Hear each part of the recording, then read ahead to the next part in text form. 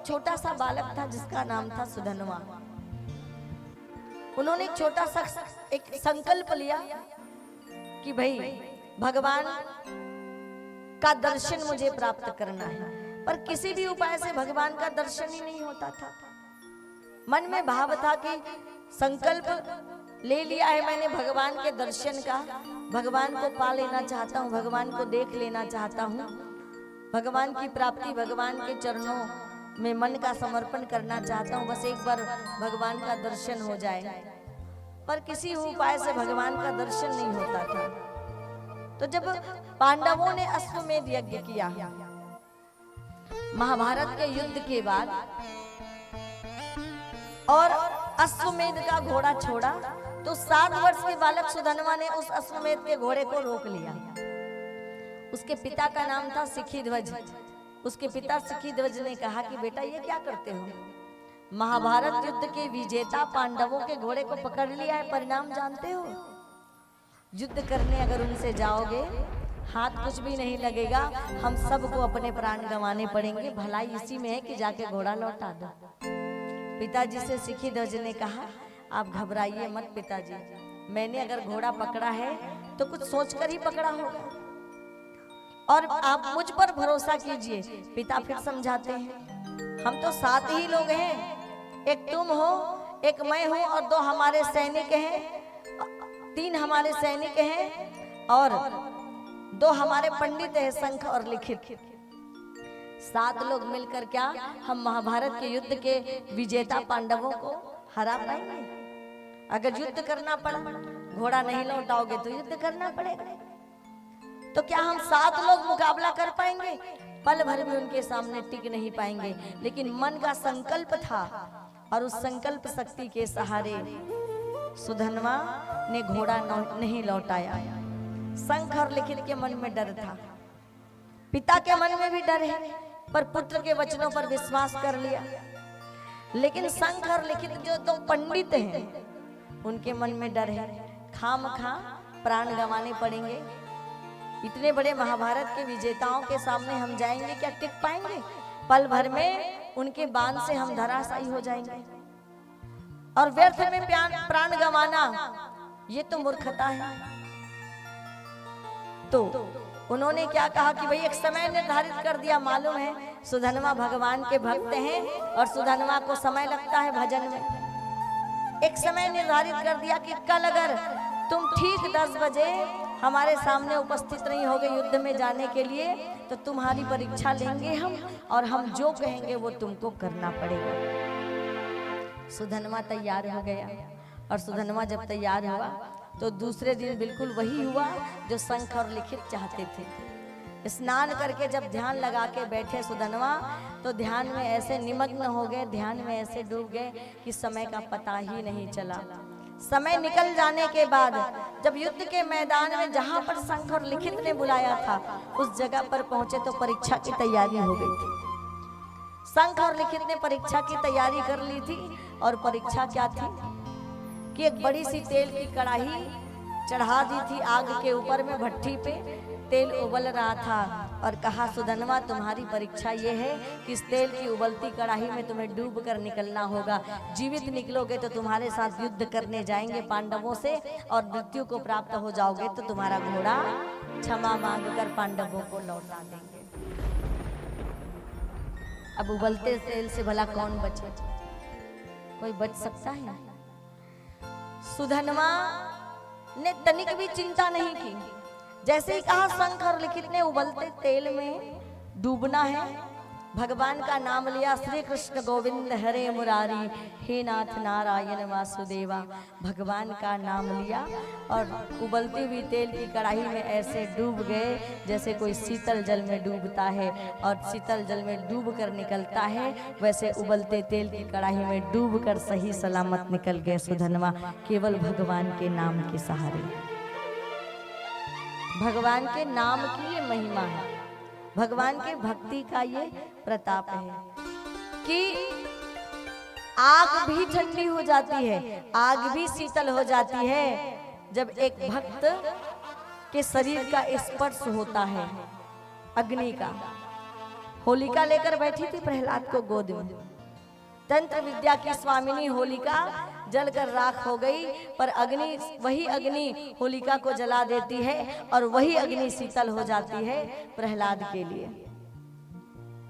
दोनों तो साथ ही अग्नि में बैठे थे, गोदी में लेकर बैठी थी ना, पर भगवान की भक्ति का रंग जिस पर चढ़ा होता है ना, तो का स्पर्श अग्नि को भी शीतल कर देती है।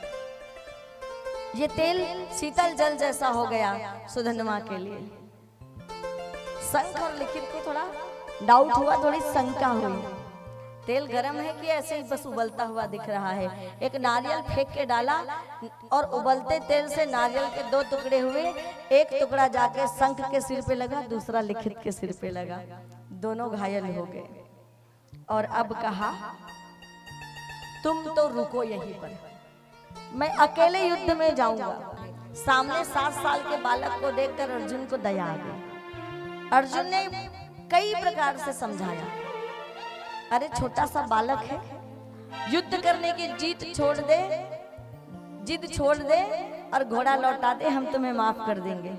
तुम्हें देखकर मुझे दया आती है, तुम्हें देखकर बाण चलाने का मन नहीं करता, इतने छोटे से बालक पर मैं कैसे बाण चलाऊं। सुधन्वा ने कहा, तुम मेरे जीने और मरने की चिंता मत करो अर्जुन, आप तो अपना गांडी उठाओ और गांडी उठाकर जो मैं बाण चला रहा हूँ उस बाण का उत्तर दो।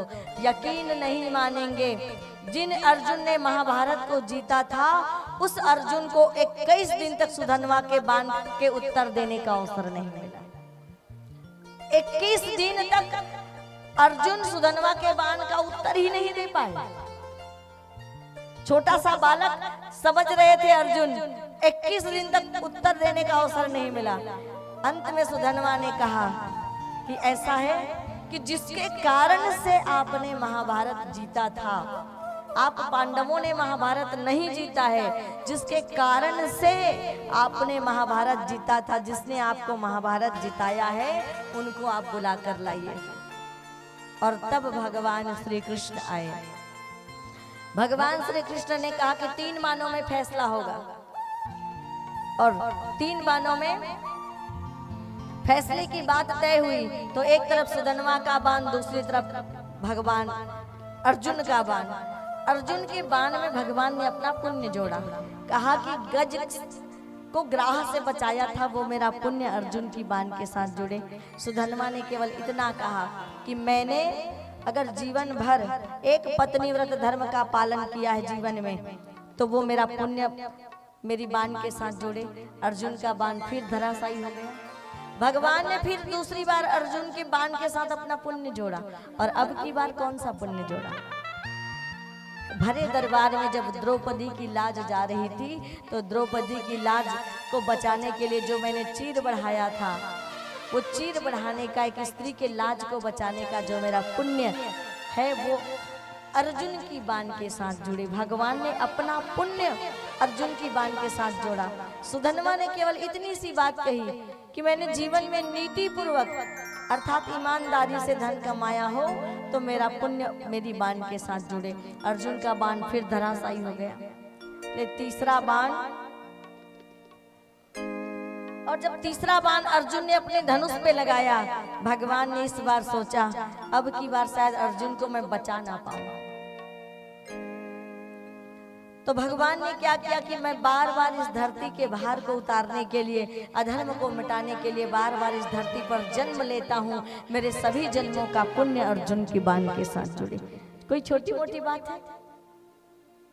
भगवान कहते हैं कि मेरे सभी जन्मों का पुण्य, कि जितनी बार मैंने इस धराधाम पर जन्म लेकर इस धराधाम के भार को उतारा, धर्म को मिटाया, सारा पुण्य अर्जुन की बाण के साथ जुड़े। सुधन्वा ने कहा कि नीति पूर्वक धन कमाकर बिना स्वार्थ का चिंतन किए हुए अगर धन को सेवा कार्य में लगाया है, धन का दान किया है निस्वार्थ भाव से, तो वो मेरा पुण्य जो है मेरी बाण के साथ जुड़े। अर्जुन और सुधन्वा का बाण जब टकराने वाला था, तो कहा कि इस बार सुधन्वा का बाण चूकेगा नहीं, इस बार सुधन्वा का बाण चूकेगा नहीं।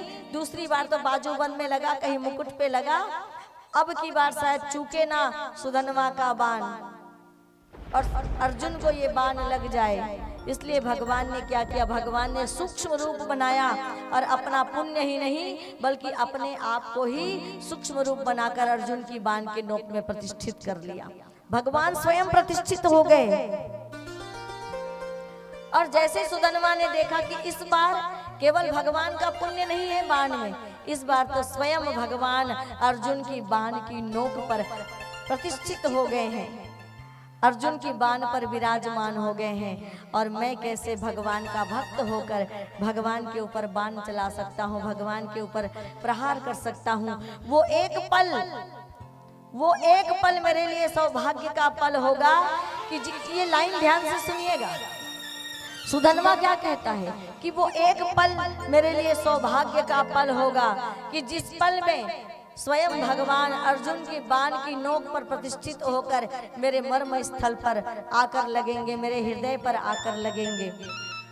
निश्चित जब बाण लगेगा मैं मृत्यु को प्राप्त हो जाऊंगा, लेकिन मृत्यु के पहले भगवान का स्पर्श मेरे मर्म स्थल पर होगा, भगवान का प्रवेश मेरे हृदय पर होगा। और भगवान का प्रवेश जिस पल मेरे हृदय पर होगा, मृत्यु के रूप में ही सही, वो मेरे लिए सौभाग्य का पल होगा। कि एक पल के 100वें हिस्से में भी अगर भगवान तनिक क्षण के लिए ही अगर मिलते हैं तो भी मेरे लिए सौभाग्य का विषय होगा। और इस भगवान से मिलने को सुदामा ने अपना सौभाग्य मान लिया। संकल्प क्या था? संकल्प था भगवान से मिलना है, जीते जी मिलना है और नहीं तो प्राण देकर मिलना है। प्राण देकर मिले पर सुदामा मिल गए भगवान से।